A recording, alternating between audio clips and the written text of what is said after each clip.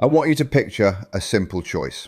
Someone's going to drop you into the middle of nowhere, and you get to pick land or water. Now, most people, given that choice, will pick the land every single time, and they're right to, because the moment you slip beneath the surface of the sea, things get worse, stranger, older, hungrier.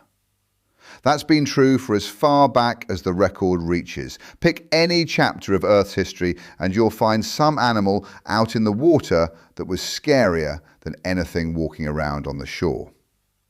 But not every sea was created equal. Some were worse than others. And there was one body of water, warm, shallow, sunlit, the kind of place that should have been a postcard, that managed to pack in more nightmares per square mile than almost anywhere else in the history of this planet. It ran right through the middle of North America, and there's a fair chance you stood on the bottom of it. Welcome, friends, to the Western Interior Seaway. Some people call it Hell's Aquarium. By the end of this, I think you'll see why.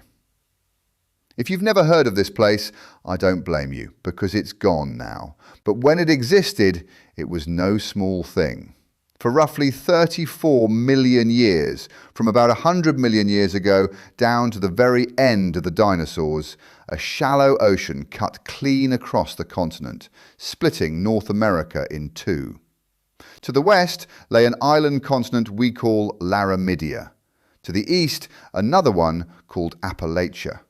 And the water in between drowned the ground that's now under Kansas, the Dakotas, Texas, and a good stretch of the Canadian prairies. If you live anywhere in that band, you live on the floor of a vanished sea. The Seaway hit its peak nastiness, I should say, during the Late Cretaceous, in the stretch geologists call the Campanian, somewhere between about 84 and 72 million years ago.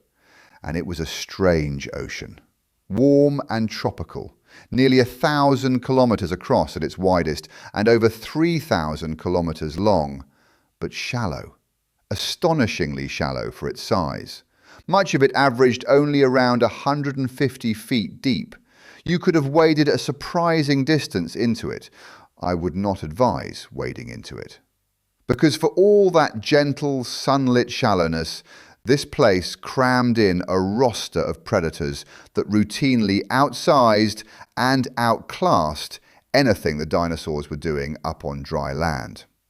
The most famous of them, and frankly the worst thing you could swim into, were the mosasaurs. Now, these were not dinosaurs. They were marine reptiles, and the easiest way to picture one is to imagine a monitor lizard, a Komodo dragon, say, that gave up on land entirely. They traded their legs for 4 paddle-like flippers, stretched their bodies long and streamlined, and the more advanced ones grew a great shark-like fluke on the tail to drive themselves through the water at real speed.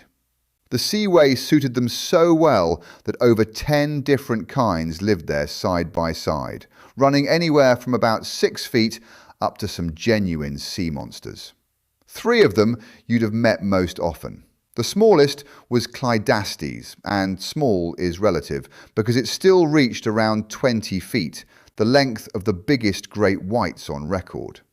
It was narrow and quick, an agile little hunter of the shallows, and it may even have been able to push some distance up into fresh water, which is a deeply unfair thing for a sea monster to be able to do.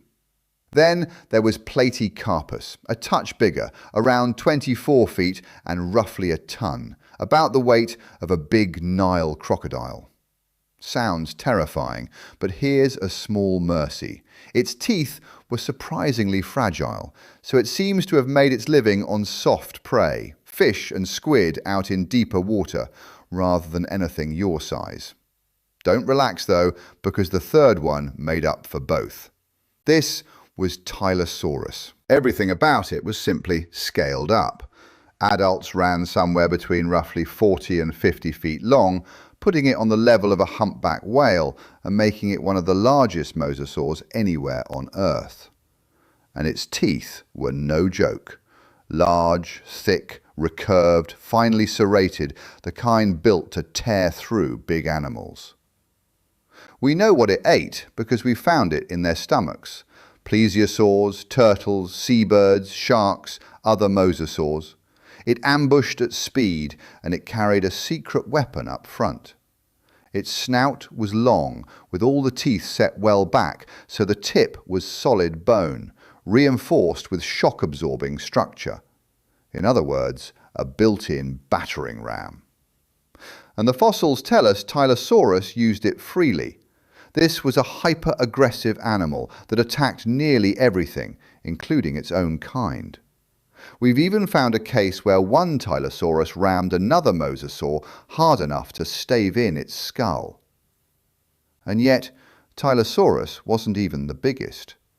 That title went to Mosasaurus itself, the animal the whole group is named for, which could reach around 56 feet and over 10 tons. It had no battering ram. It didn't need one. It had the bite. Its skull was large, lined with teeth built like blades, each one carrying 2 cutting edges and ridges running down the sides, so every bite both cut deeper and gripped harder. The estimates for its bite force run several times stronger than a saltwater crocodile's. And it hunted by sight, powerful binocular vision that cut through murky water. So no, you couldn't even hide in the gloom. Now, here is the part that I find almost unfair. The largest mosasaur of all time was not the animal with the deadliest jaws in this sea. That distinction belonged to something that haunted the coastlines and estuaries, a crocodilian called Deinosuchus. That's right, this one ocean held both the largest mosasaur and one of the largest crocodilians that ever lived. Deinosuchus lived on both sides of the seaway, and curiously, it grew differently depending on which side. To the east, it was smaller but far more common. To the west, rarer but much larger, reaching around 39 feet. That's shorter than the big mosasaurs, sure, but Deinosuchus was built like a tank, heavy enough to tip past 8 tons and armoured across the back with bony plates so thick that when the first ones were dug up, paleontologists mistook them for the armour of a plated dinosaur. And the skull was broad and alligator-like, packed with crushing muscle, delivering a bite that some studies put on par with, or beyond, a full-grown T-Rex. The teeth were built to crush, not slice, and while it would eat whatever wandered close, it had a documented taste for sea turtles, big fish, and any dinosaur careless enough to drink at the wrong edge of the water. And we're still only in the shallows. Out in the open water, things got stranger. There were sharks, and a couple of them deserved the spotlight. The biggest was Pycodus, a shark the size of a whale shark, but this one wasn't a gentle filter feeder. It had hundreds of broad, flat, crushing teeth, built to demolish anything with a shell. Turtles, giant clams, hard-bodied prey, it simply ground them up. Not much of a threat to you, oddly enough. The one you'd worry about was Cretoxyrhina, the so-called Ginsu shark. About 26 feet, 5 tons, and built to a plan that uncannily echoes the modern great white, even though the two aren't close relatives. It was fast, its scales arranged in the pattern only seen in today's quickest sharks, capable perhaps of 40+ miles an hour, and it specialized in killing other predators.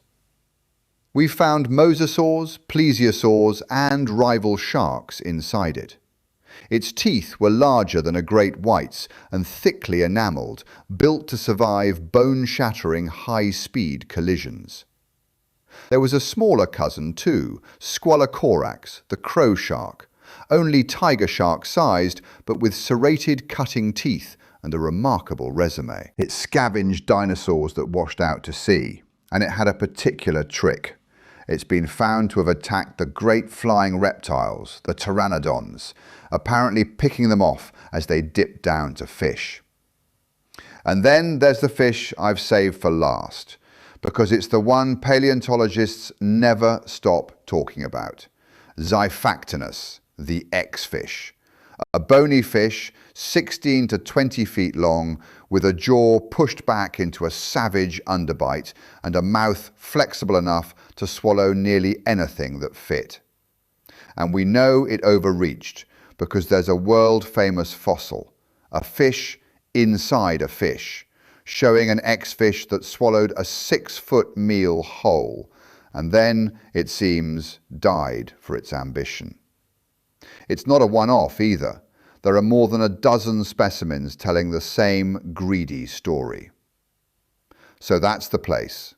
One sunlit, shallow inland sea holding the largest mosasaur of all time, one of the largest crocodilians, sharks built like guided missiles, and a fish that could swallow a person whole.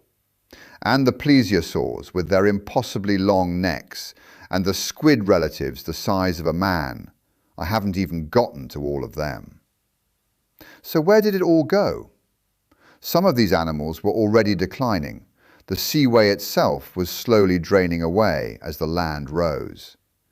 But the real ending came 66 million years ago, when the asteroid struck, and it struck close to home for this place. A tsunami tore through these waters. We've found fish with the telltale signature of that impact lodged in their gills. And just like that, Hell's aquarium was emptied for good.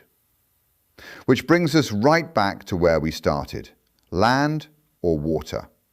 And in the late Cretaceous of North America, that wasn't a close call. You'd have wanted the land every time.